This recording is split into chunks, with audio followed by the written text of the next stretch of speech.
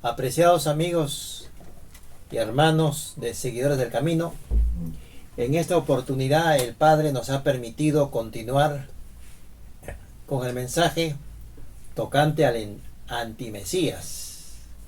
Y hoy veremos en las Escrituras la segunda parte. Para ello nos ubicamos en Apocalipsis 12:3 y luego veremos en paralelo a Apocalipsis 13:1. ¿Qué nos dice el Apocalipsis 12, versículo 3?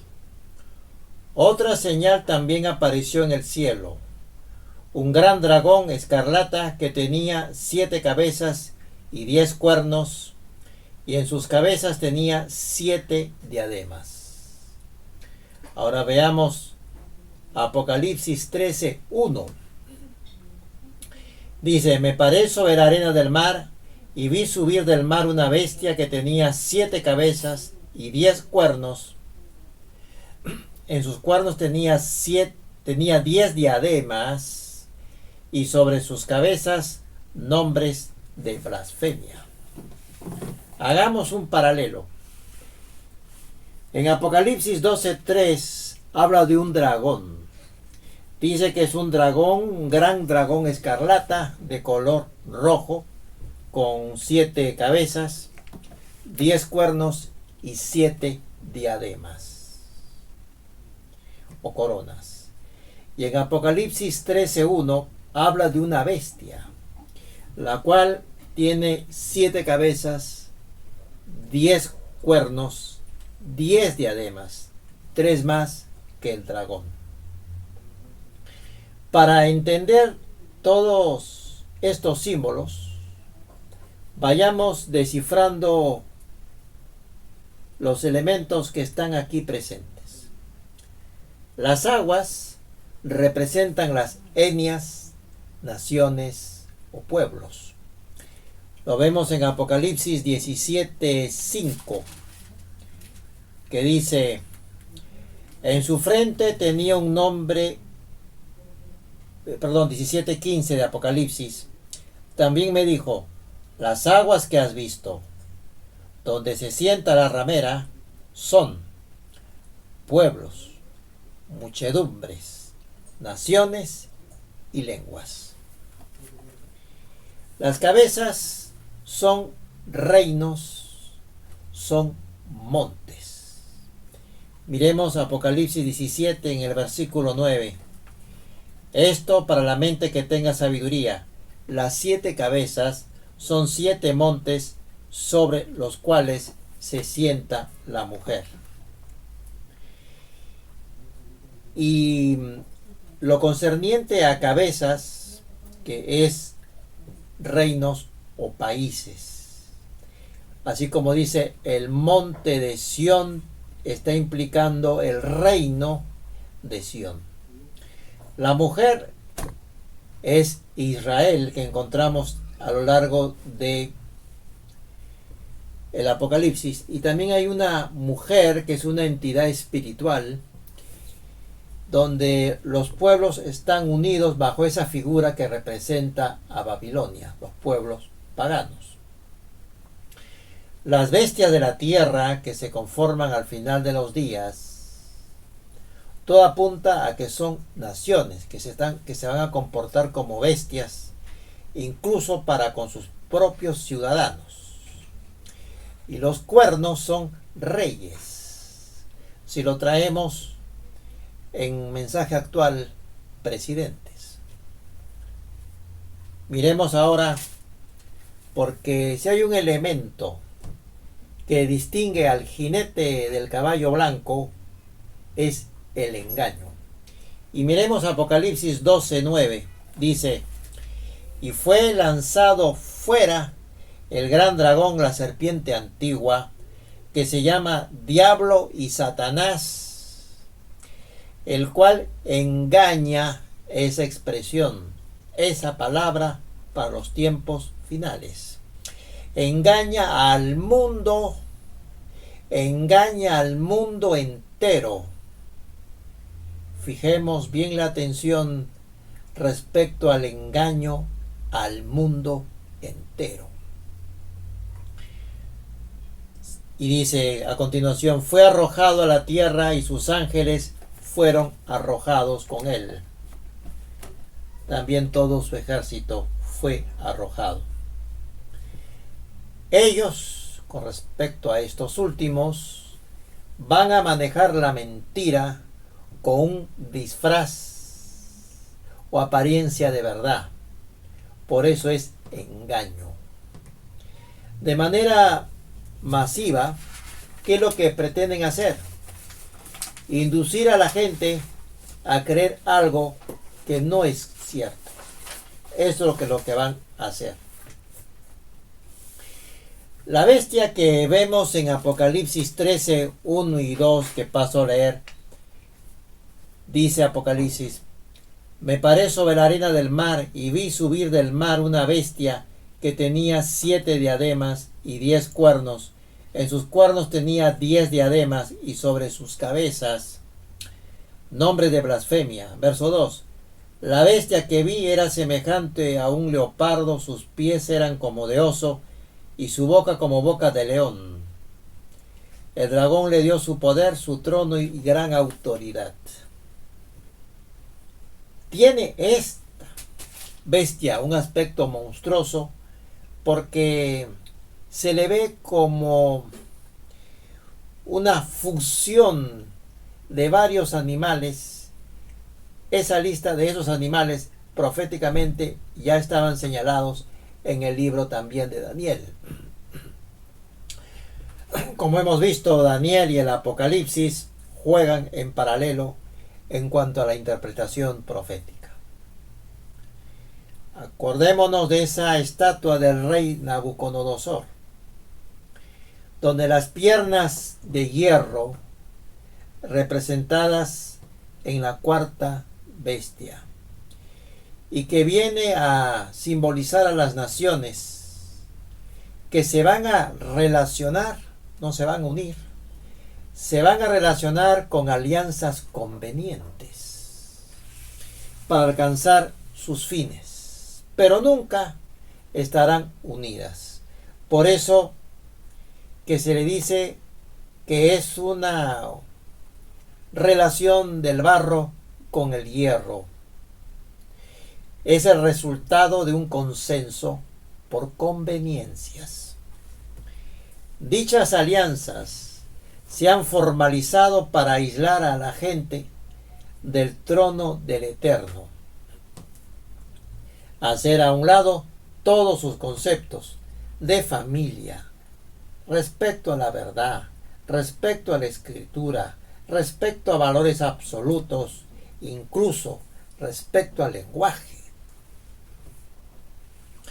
Cuando Hasatán sea echado a la tierra, esta bestia avanzará sin compasión alguna. Hoy, dicha bestia que ha salido del mar o de las naciones está frente a nosotros, y nosotros seremos testigos oculares de lo que va a pasar como generación de los últimos días. Y al final, en la última línea de sus propósitos, somos el blanco, Israel. En la visión del rey Nabucodonosor respecto a la estatua y a los imperios identificados con metales como oro, plata, bronce y hierro, vemos que de acuerdo a su brillo va decreciendo, de oro hasta el hierro, se va opacando. Y en cambio sus intenciones se van haciendo más sutiles y mucho más peligrosas en su actuar, justamente por la sutileza. La bestia del mar perseguirá al pueblo de Adonai. El cuerno pequeño quiere actuar contra los santos, y a ello ha venido. Veamos lo que dice la Escritura sobre el particular en Daniel 7, 21 al 22. Y veía yo que este cuerno hacía guerra, y ese cuerno viene a representar al antimesías. Y veía yo que este cuerno hacía guerra contra los santos y los vencía. Hasta que, siempre hay un límite, hasta que vino el anciano de días y se hizo justicia a los santos del Altísimo, y llegó el tiempo, y los santos recibieron el reino. Ahora, en Apocalipsis 20, 4 al 5, una ampliación de lo que está sosteniendo el libro de Daniel. Dice el verso 4: vi tronos y se sentaron sobre ellos los que recibieron facultad de juzgar.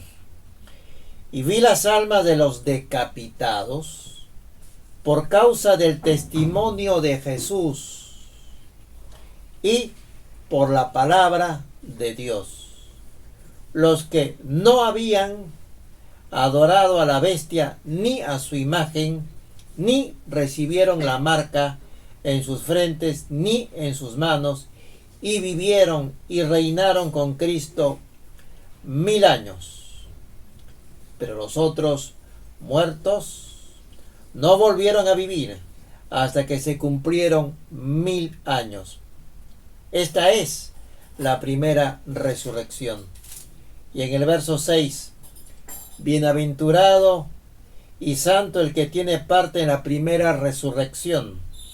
La segunda muerte no tiene poder sobre estos, sino que serán sacerdotes de Dios y de Cristo, y reinarán con él 1000 años.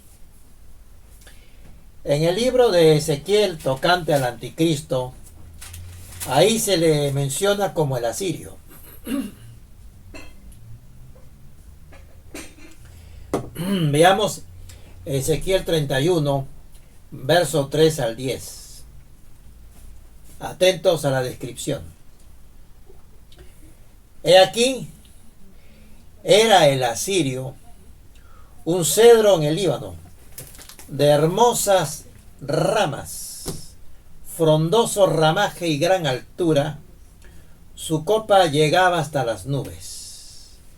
Las aguas lo hicieron crecer, lo encumbró el abismo.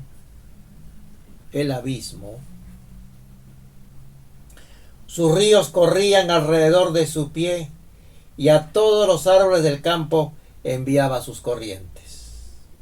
Por tanto se encumbró su altura sobre todos los árboles del campo, y se multiplicaron sus ramas, y a causa de las muchas aguas se extendió el ramaje que había echado. Verso 6, y sigo. Y en sus ramas hacían nido todas las aves del cielo, debajo de su ramaje parían todas las bestias del campo, y a su sombra habitaban muchas naciones. Se hizo pues hermoso en su grandeza, con la extensión de sus ramas, porque su raíz estaba junto a aguas abundantes. Los cedros no lo superaron en el huerto de Dios. Los cipreses no fueron semejantes a sus ramas, ni los castaños fueron semejantes a su ramaje. Ningún árbol en el huerto de Dios fue semejante a él en hermosura. Habla del huerto de Dios. Verso 9. Lo hice hermoso con la multitud de sus ramas, y todos los árboles del Edén que estaban en el huerto de Dios tuvieron de él envidia. Finalmente el versículo 10. Por tanto, así dice Yahweh el Señor, ya que por ser encumbrado en altura y haber levantado su copa entre las nubes, su corazón se elevó con su altura, es decir, el orgullo. ¿Qué encontramos en Apocalipsis 17:8? hay una palabra que hemos encontrado antes en Ezequiel, abismo, que dice Apocalipsis 17:8. La bestia que has visto era y no es, y está para subir del abismo e ir a perdición. Los habitantes de la tierra, aquellos cuyos nombres no están escritos en el libro de la vida, desde la fundación del mundo, se asombrarán, viendo la bestia que era y no es y será.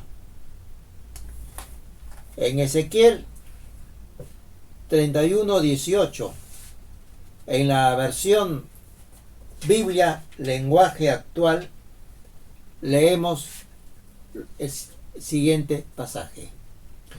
No había en todo el paraíso un solo árbol que pudiera compararse contigo. No había nadie que tuviera la grandeza y hermosura. Sin embargo, caerás a lo más profundo de la tierra junto con los demás árboles de mi jardín. Allí quedarás tendido. Morirás como mueren en batalla los que no creen en mí. Miremos nuevamente ahora el libro de Ezequiel en el capítulo 28, en la segunda parte del versículo 12. Tú eras el sello de la perfección, lleno de sabiduría y de acabada hermosura. Encontramos al mismo personaje de hermosura que habla así en esos términos en Ezequiel capítulo 31. ¿Dónde se encontraba el Edén? Haciendo una pausa sobre particular. Algunos mencionan que en Irak, porque en el Génesis se menciona al río Éufrates, y dicho río cruza Irak.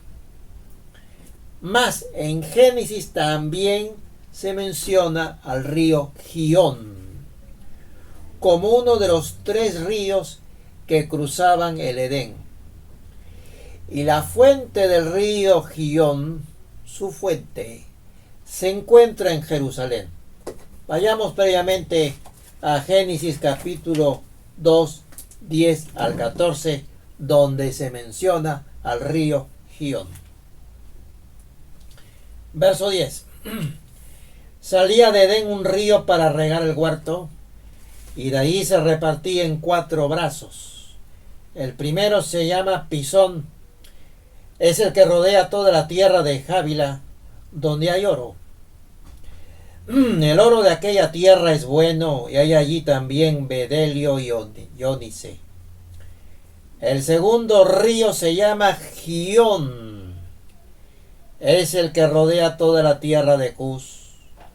El tercer río se llama Gidekel, es el que va al oriente de Asiria. El cuarto río es el Éufrates.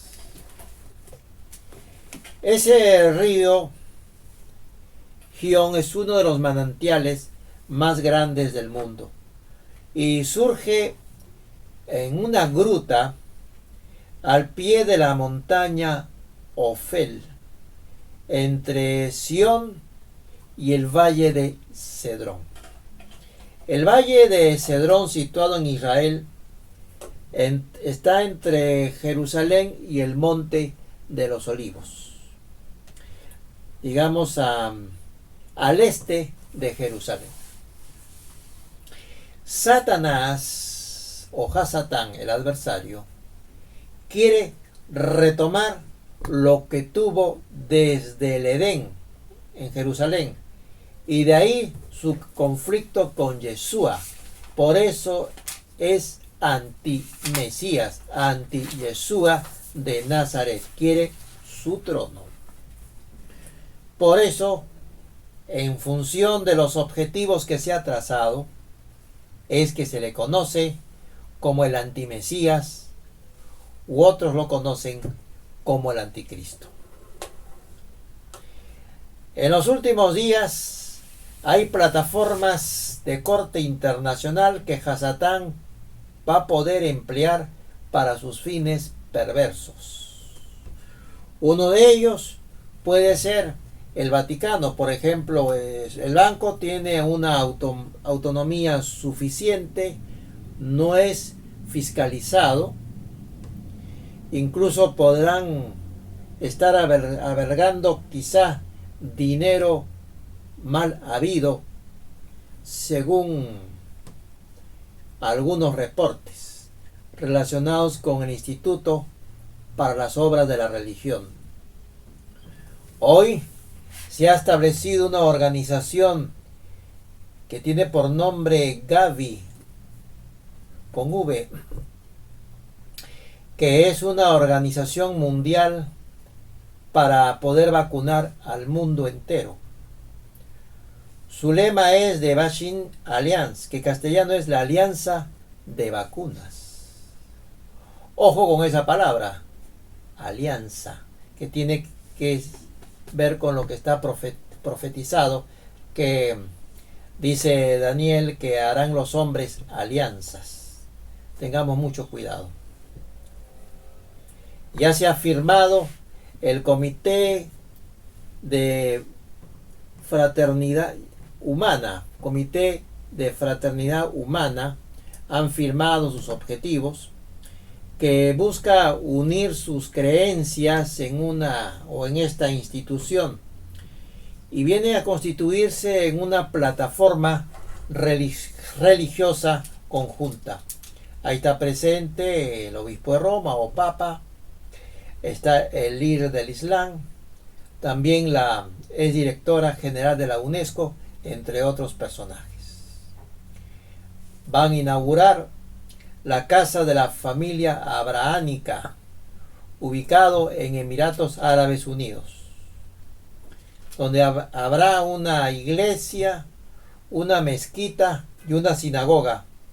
Compartirán un espacio colectivo.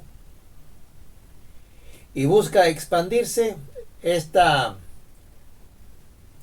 fraternidad humana, este comité de la fraternidad humana, hacia otros credos, unir religiones, con el objetivo de difundir la paz mundial.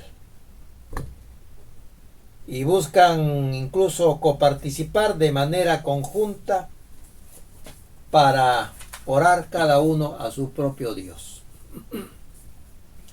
En estos tiempos se emplea mucho la palabra empoderamiento para subvertir la armonía familiar, porque en el empoderamiento de la mujer, cuando esto es en grado exagerado, entonces de ahí nacen corrientes como el feminismo, donde hay una competencia abierta para con el hombre en malos términos, y se crea una fusión y se desdibuja el papel de la mujer, cuando puede ser tranquilamente dentro de otras funciones, como por ejemplo presidente de una empresa, o puede ser una ama de casa. No hay ningún problema, de acuerdo a sus dones, de acuerdo a sus talentos, y de acuerdo, por último, a lo que la señora desea para sí. Pero este empoderamiento esconde una serie de teorías que buscan lesionar la armonía familiar. Por eso que se le emplea con frecuencia en las organizaciones de corte feminista. Lo que el dragón va a hacer es empoderar a un hombre específico, y lo va a empoderar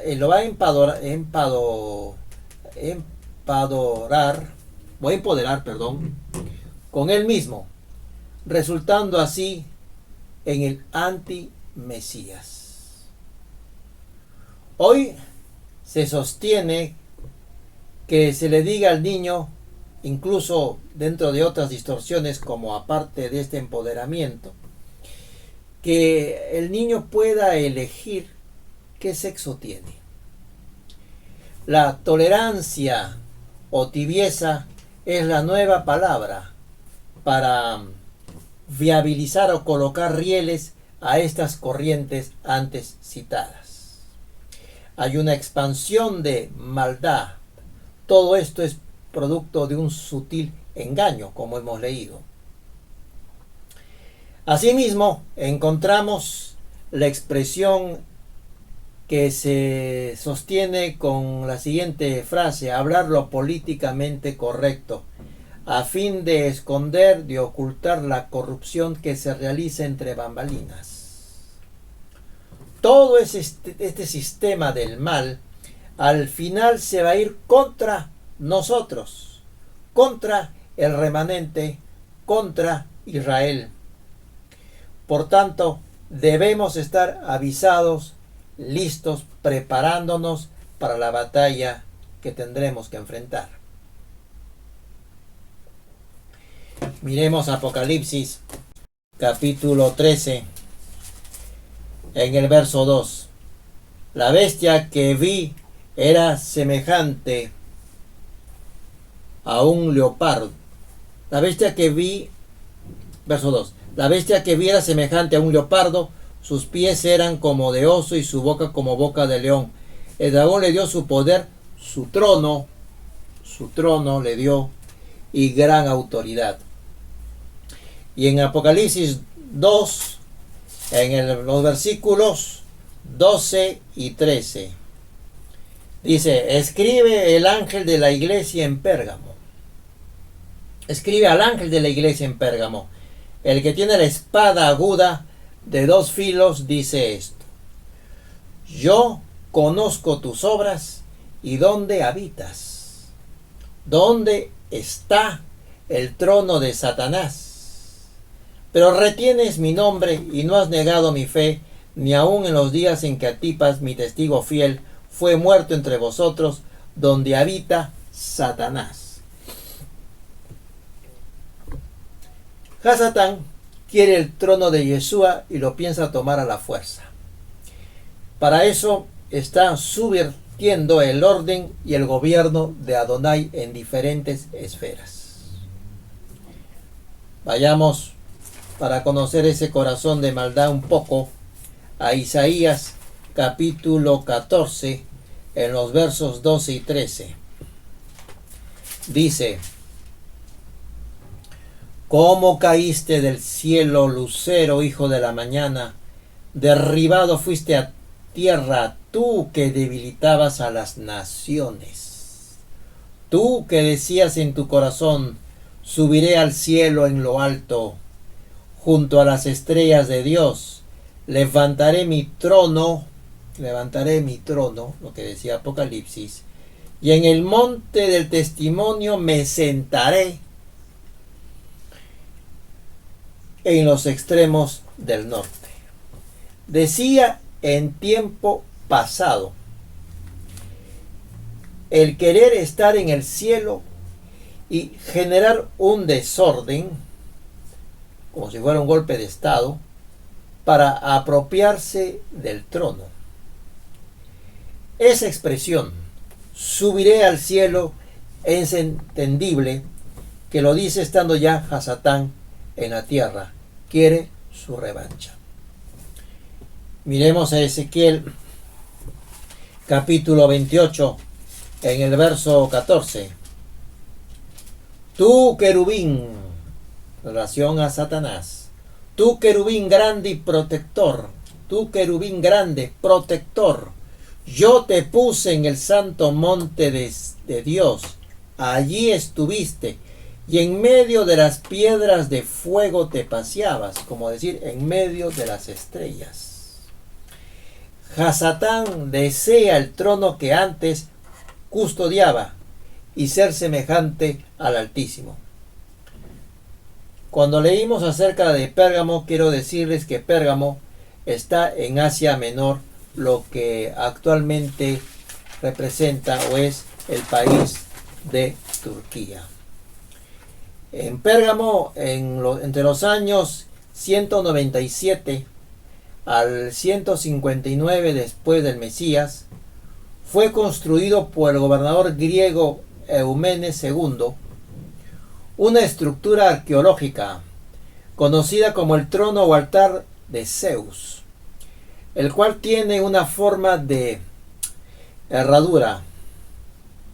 Es un monumento conmemorativo de la victoria de Atalo I sobre los gálatas. En 1879, dicho trono, que estuvo en Pérgamo, se ha trasladado a Europa, específicamente a Berlín, Alemania.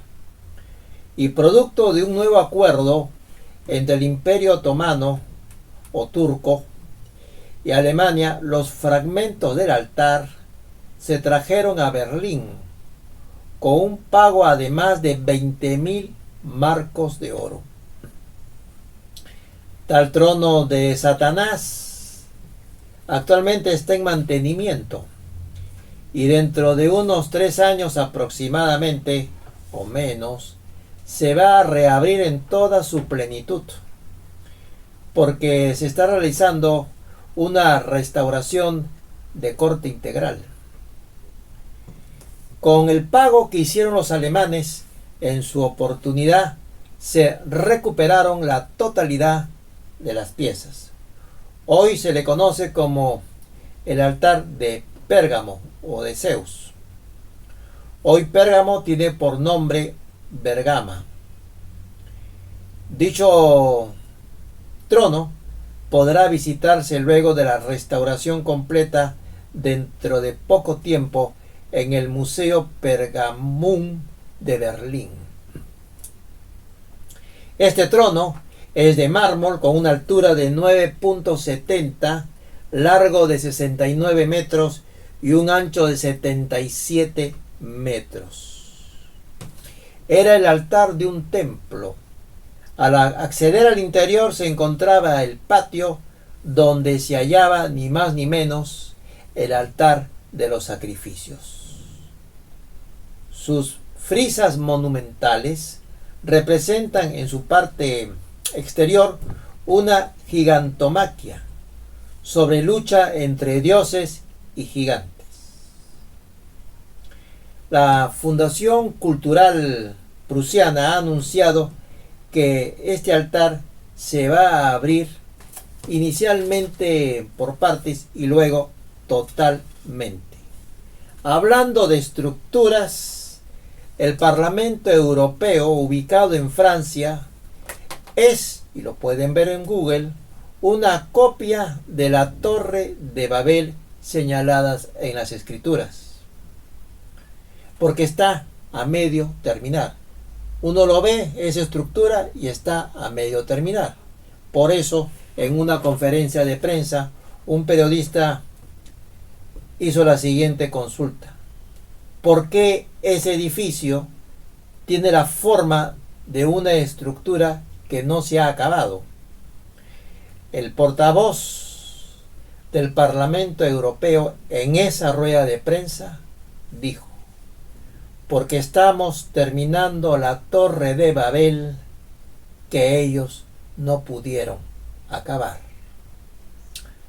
Bienvenidos, señores, a los días finales, y somos la generación, luego del retorno de Israel a su tierra en mayo de 1948, que empezará a ver la totalidad del cumplimiento de aquello que fue profetizado. Recuerden suscribirse al presente canal, ahí abajito, y convocar a sus amigos para que puedan también estar con nosotros en nuestras próximas emisiones, siempre a través de la milenaria palabra de Adonai. Shalom, Ubrajot.